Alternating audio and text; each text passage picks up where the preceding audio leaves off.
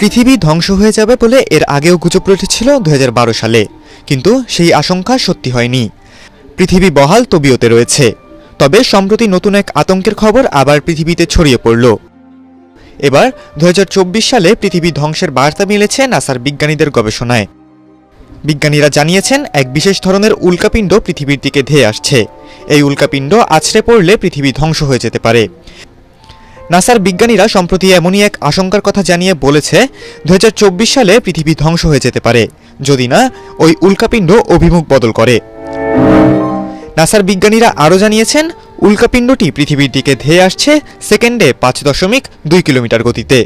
প্রতি ঘন্টায় ওই উল্কাপিণ্ডের গতিবেগ 11,200 মাইল। ওই গতিতে যদি উল্কাপিণ্ডটি পৃথিবীর বুকে আছড়ে পড়ে তবে রক্ষা নেই পৃথিবীর, ধ্বংসের মুখে পড়ে যাবে পৃথিবী। এমনই আশঙ্কার কথা জানিয়েছেন বিজ্ঞানীরা। নাসার বিজ্ঞানীরা ওই উল্কাপিণ্ডের নাম দিয়েছেন রক 163348। উল্কাপিণ্ডটির দৈর্ঘ্য 250 থেকে 570 মিটার আর প্রস্থ 135 মিটার। এটি কার্যত সূর্যের পাশ থেকে পৃথিবীর কক্ষপথের দিকে ধীরে ধীরে ধেয়ে আসছে। সেন্টার ফর আর্থ অবজেক্ট স্টাডিজের মতে উল্কাপিণ্ডটির সঙ্গে পৃথিবীর সংঘর্ষ হওয়ার সম্ভাবনা মাত্র 5%। তবে যদি এই উল্কার সঙ্গে পৃথিবীর সংঘর্ষ হয় তাহলে প্রলয় ঘটে যাবে পৃথিবীর বুকে। ভূমিকম্প হতে পারে প্রবল আকারে, যার ফলে সুনামি হয়ে ধ্বংস হয়ে যেতে পারে পৃথিবীর একাংশ।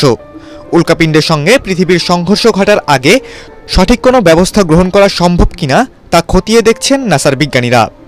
আশার কথা হলো যে নাসার বিজ্ঞানীদের পক্ষ থেকে অযথা আতঙ্কিত হওয়ার কারণ নেই বলে জানানো হয়েছে। উল্কা ও পৃথিবীর সংঘর্ষের সম্ভাবনা রয়েছে খুবই সামান্য, তাই এখনই ভয় পাওয়ার কোনো কারণ নেই। খালিদুল ইসলাম তানভীর, এটিএন বাংলা।